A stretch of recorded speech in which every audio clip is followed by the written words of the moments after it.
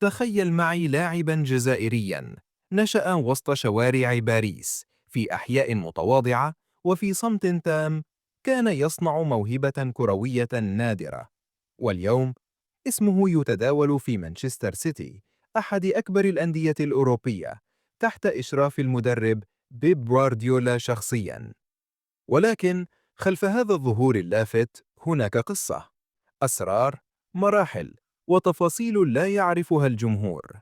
في هذا الفيديو سنكشف لكم 5 أسرار خطيرة عن ريان آيت نوري، اللاعب الجزائري الذي بلغ القمة من أوسع أبوابها.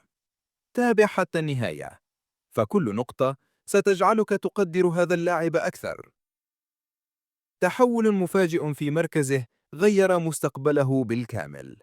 لم يبدأ ريان آيت نوري مسيرته كلاعب ظهير أيسر، بل في بداياته كان لاعب وسط هجومي مبدع، يرتدي الرقم 10، يراوغ، يوزع ويصنع اللعب. لكن خلال أحد التربصات مع فريقه المحلي، قرر المدرب تجربته كظهير أيسر، وكانت المفاجأة إبداعه الهجومي. ذكاؤه وسرعته جعلته يتألق في المركز الجديد، ومنذ تلك اللحظة ولد الظهير العصري القادر على الاختراق والدفاع وصناعة اللعب في آن واحد. أول مباراة أمام نيمار ومبابي. بينما يحلم معظم اللاعبين الشباب ببداية هادئة، وجد آيت نوري نفسه في مواجهة مباشرة مع نيمار ومبابي خلال أول ظهور له مع نادي أنجي. رغم الضغط والرهبة، قدم مستوى رجوليا ولم يتراجع، بل وقف ندا أمام نجوم باريس سان جيرمان. الصحافة الفرنسية كتبت يومها: فتى صغير أحرج عمالقة العالم. ومنذ تلك اللحظة بدأت الأنظار تلاحقه عن قرب. وولفرهامبتون، مصنع النجوم الذي صقل موهبته.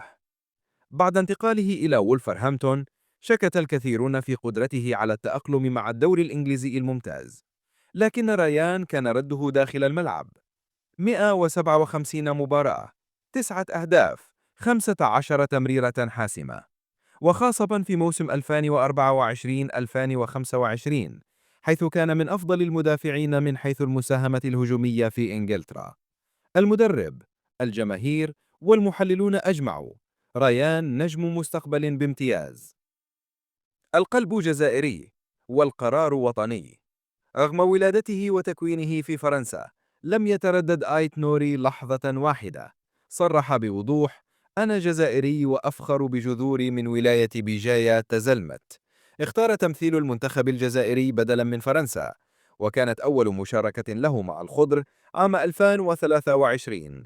وفي أحد تصريحاته قال: عندما أزور الجزائر أشعر أنني إنسان جديد. راحتي النفسية تبدأ من هناك.